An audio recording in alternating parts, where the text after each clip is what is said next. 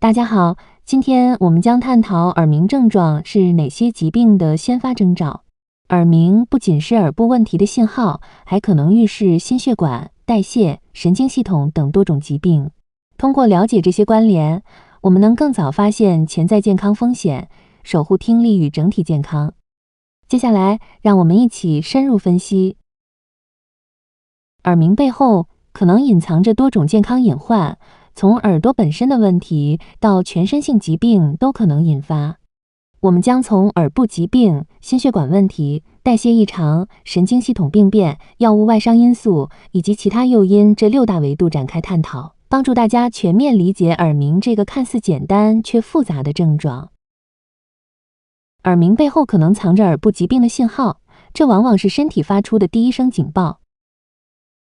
神经性耳鸣背后往往隐藏着复杂的病因，长期处于噪音环境或突发性耳聋会损伤听觉神经，这时耳朵里可能出现持续的高频蝉鸣声，通常还伴随着听力减退。如果耳鸣发生在双侧，就要警惕可能是脑干或听觉皮层出现了问题，比如多发性硬化这类疾病，需要通过核磁共振来进一步确认。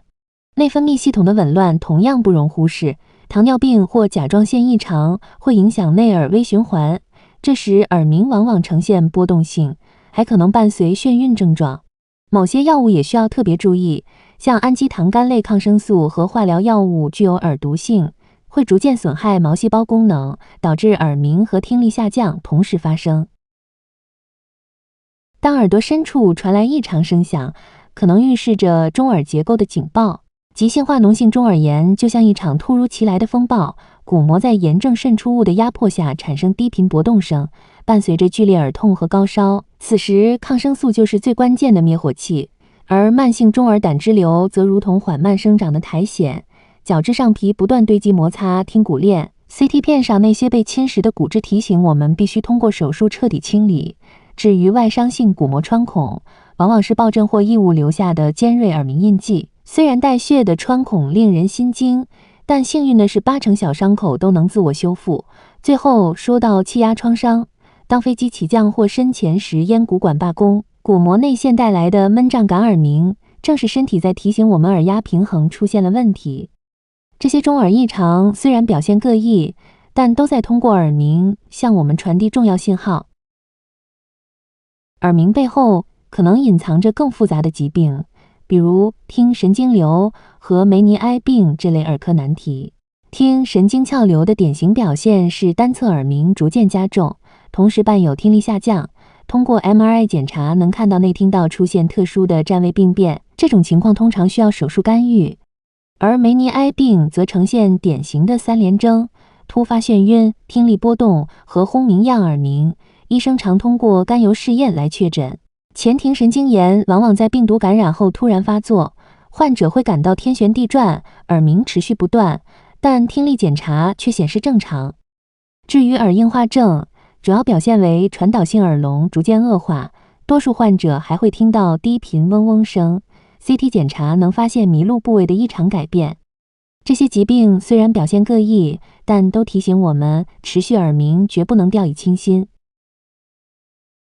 耳鸣与心血管健康存在密切关联，这一现象值得我们深入探讨。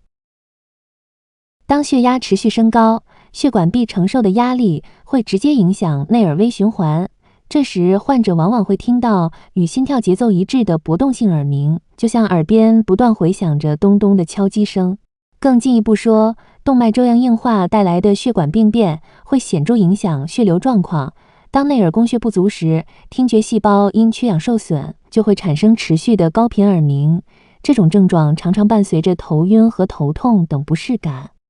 值得注意的是，如果耳鸣同时出现视力模糊、胸闷等症状，这很可能是高血压已经对心脏、大脑、肾脏等重要器官造成了损害。这种情况下，必须立即进行24小时动态血压监测和血管超声检查，以便及时采取干预措施。心脏跳动的节奏一旦被打乱，可能引发一系列意想不到的连锁反应。当房颤或早搏等心律失常发生时，不规律的心脏射血会让血流猛烈冲击颈动脉，这时耳朵里就可能出现与心跳同步的脉动性杂音，尤其在夜深人静时，这种咚咚声会变得格外清晰。更值得警惕的是，当心跳突然加速，大量血液瞬间涌入内耳毛细血管，这些纤细的血管可能承受不住异常的血流冲击，这时不仅会出现耳鸣，往往还伴随着天旋地转的眩晕感。要准确捕捉这种稍纵即逝的症状，动态心电图监测就显得尤为重要。特别要提醒的是，如果耳鸣持续不断，同时伴有长期心律不齐，这可能是心脏在向我们发出危险信号。这种情况往往预示着心房内可能正在形成致命血栓，尤其对于中老年朋友，更需要排查是否存在卵圆孔未闭等潜在的心脏结构问题。当耳鸣声成为大脑的警报器，我们需要特别警惕脑梗塞的潜在风险。在前循环缺血的情况下，患者往往会出现单侧高调耳鸣，就像大脑中动脉在拉响警笛，同时可能伴随一过性黑蒙或肢体麻木，这些都是短暂性脑缺血发作的典型信号。将视线转向后循环系统，这里的耳鸣呈现出完全不同的特征，低频轰鸣声与眩晕、共济失调共同构成了危险的耳鸣三联征。现代医学影像技术 DWI-MRI 能够捕捉到这些早期脑干缺血的蛛丝马迹。更隐蔽的是那些微小血管病变，腔隙性梗塞患者可能没有明显的神经缺损症状，但长期持续的耳鸣就像体内安装了一个微型监测器，暗示着基底节区或放射关区的血管异常。要确诊这些隐匿的病变，头部 MRI 弥散加权成像提供了关键的技术支持。耳鸣症状有时可能预示着代谢与内分泌系统的潜在问题。甲状腺功能异常与耳鸣的关系值得深入探讨。当甲状腺激素分泌过多时，不仅会加快新陈代谢，还可能影响内耳微循环。这时患者往往会听到高频耳鸣声，同时伴有心悸、体重骤降等典型症状。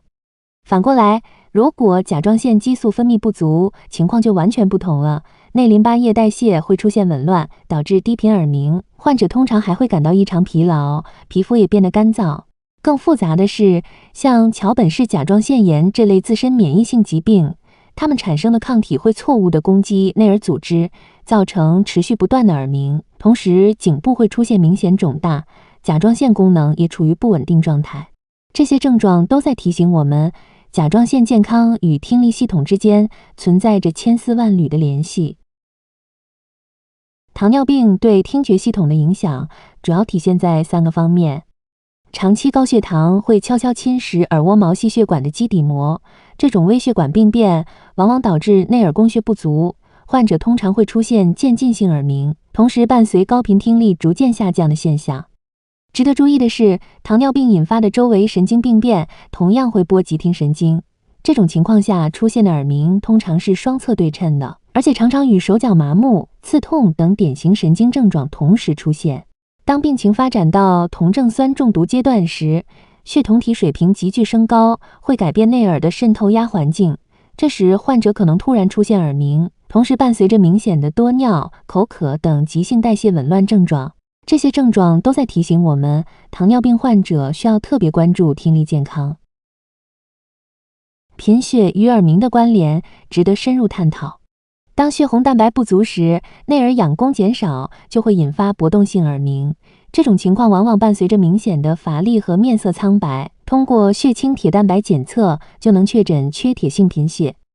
进一步来看，维生素 B12 缺乏导致的恶性贫血会直接影响神经髓鞘的合成，此时耳鸣往往伴随着手足麻木、共济失调等神经系统症状。还有一种情况是溶血性贫血，红细胞破坏增加，导致胆红素升高，可能影响耳蜗功能，这时耳鸣会与黄疸、脾肿大等症状同时出现。这些不同类型的贫血都在提醒我们，耳鸣可能是身体发出的重要警示信号。耳鸣有时可能是神经系统发出的警示信号。偏头痛与耳鸣的关联往往容易被忽视。数据显示，约30%的偏头痛患者会出现前庭症状，这时耳鸣常常伴随着眩晕发作，究其原因，可能是三叉神经血管系统异常激活，导致内耳微循环出现了障碍。进一步研究发现，偏头痛先兆期发生的神经元电活动抑制波可能扩散至听觉皮层，这会引发中枢性耳鸣。患者通常会描述为双侧高频蝉鸣音。值得注意的是，偏头痛发作时5小时 T 水平的波动会直接影响耳蜗和棘下丘的神经传递，这种情况下产生的耳鸣多呈现波动性特征，而且往往与头痛发作同步加重。由此可见，偏头痛引发的耳鸣实际上反映了神经系统复杂的病理生理变化。颞叶癫痫发作时，患者可能会听到机械轰鸣声或音乐幻听，这其实是听觉皮层异常放电导致的。有些人对特定频率的声音特别敏感，甚至可能诱发癫痫发作，并伴随耳鸣症状，这时候就需要进行专业的听觉诱发电位检查。更值得注意的是，部分患者在癫痫发作后，耳鸣症状会持续好几天，这可能与大脑抑制系统暂时失衡有关，需要与普通耳鸣仔细区分。听神经鞘瘤引发的耳鸣具有鲜明特点。当肿瘤开始压迫听神经时，患者往往会最先注意到单侧耳朵持续发出低频嗡嗡声，这种特殊声响其实是神经纤维受到机械压迫后产生的异常电信号。随着病情发展，肿瘤体积增大会影响内听动脉的供血，这时耳鸣可能转变为与心跳同步的波动性声响。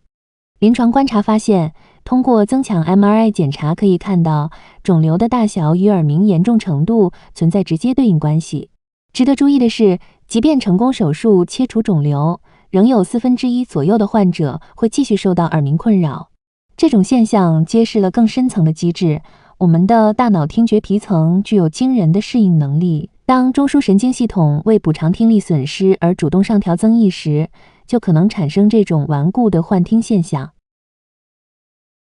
耳鸣的产生不仅与疾病相关，药物和外伤同样是不可忽视的诱因。谈到药物引发的耳鸣，抗生素首当其冲。像链霉素、庆大霉素这类氨基糖苷类药物，它们可能对内耳毛细胞造成不可逆的损伤，轻则引起耳鸣，重则导致永久性听力丧失。这提醒我们，使用这类药物时需要格外谨慎。而抗抑郁药的影响则更为微妙。无论是 SSRIs 还是3环类药物，它们通过干扰神经递质的平衡，可能在治疗情绪问题的同时带来耳鸣的困扰。不过，值得欣慰的是，这种副作用通常在停药后能够逐渐缓解。最后要特别关注的是那些看似温和的药物。长期大剂量服用阿司匹林或呋塞米等药物时，虽然引发的耳鸣往往是可逆的，但这也给我们敲响了警钟，即便是常用药，也需要严格监测血药浓度，适时调整用药方案。爆震性耳损伤往往源于突如其来的巨大声响，比如爆炸或枪声。这种瞬间的高强度噪音不仅可能造成鼓膜穿孔、听骨链断裂，还会损伤内耳毛细胞，导致急性耳鸣和听力急剧下降。更危险的是，爆震产生的冲击波会破坏耳蜗内淋巴液的平衡，这种破坏会引发代谢紊乱和神经信号传递异常，最终表现为持续不断的耳鸣症状。实际上，爆震造成的伤害往往是多方面的，除了耳鸣，患者还可能出现声音失真、听觉过敏等问题，这些都提示着中枢听觉通路功能受到了损害。这种复合性损伤往往需要更全面的治疗和更长的恢复时间。长期噪音暴露对听觉系统的损害不容忽视。在工业生产环境中，持续接触85分贝以上的机械噪音，比如建筑工地或车间作业，会逐渐损伤耳蜗毛细胞，而耳鸣往往是最早发出的警报。更值得警惕的是日常生活中的噪音危害。高频使用耳机或经常出入演唱会等高音量场所，这种看似平常的行为，实际上正在悄悄损害听力。耳鸣症状往往比明显的听力下降更早出现。深入来看，持续噪音通过氧化应激和钙超载等复杂机制攻击内耳，导致毛细胞线粒体功能受损。这种损伤一旦形成，就可能造成不可逆转的耳鸣和听力障碍，其病理过程值得我们高度重视。耳鸣症状还可能与其他多种因素密切相关。长期处于焦虑和紧张状态，会干扰我们的自主神经功能，导致血管异常收缩或内耳微循环受阻，这些都可能成为耳鸣的诱因。有意思的是，耳鸣有时也是抑郁症的一个信号，这可能与大脑处理声音的方式改变，或是某些神经递质失去平衡有关。更值得关注的是，当心理压力无法排解时，耳鸣往往会成为身体发出的警报，这时候就需要心理评估和耳科检查双管齐下，才能准确判断问题的根源。当我们讨论睡眠障碍对身体的影响时，睡眠呼吸暂停带来的连锁反应尤为值得关注。这种疾病会在夜间造成反复的低氧状态，直接冲击耳蜗内脆弱的毛细胞，导致高频耳鸣甚至听力下降。更值得注意的是，患者在呼吸暂停时经历的血压剧烈波动，会引发内耳血管痉挛，产生明显的搏动性耳鸣症状，而长期睡眠中断还会扰乱下丘脑垂体轴这个精密的调节系统，通过神经内分泌途径悄悄改变听觉通路的敏感性。这3个相互关联的机制共同构成了睡眠呼吸暂停引发耳鸣的完整病理链条。当免疫系统错误攻击内耳组织时，就会产生特殊的耳鸣症状。以 Cogan 综合征为例，这种疾病会产生针对内耳的抗体，导致患者不仅出现耳鸣，还常伴有眩晕和听力下降等典型症状。值得注意的是，系统性免疫疾病对听觉系统的影响更为复杂，像类风湿关节炎、系统性红斑狼疮这类疾病，它们可能通过引发血管炎或者在耳蜗部位沉积免疫复合物，间接损害听觉功能。深入来看，炎症因子在这个过程中扮演着关键角色。肿瘤坏死因子 alpha 等促炎因子会直接损伤听觉神经，这种损伤往往表现为渐进性的耳鸣和感音神经性耳聋，需要引起我们的高度重视。以上就是今天分享的全部内容，希望这些信息能为大家带来启发和帮助，让我们在未来的工作和生活中更好地识别风险，保护自身安全。期待下一次的交流与探讨。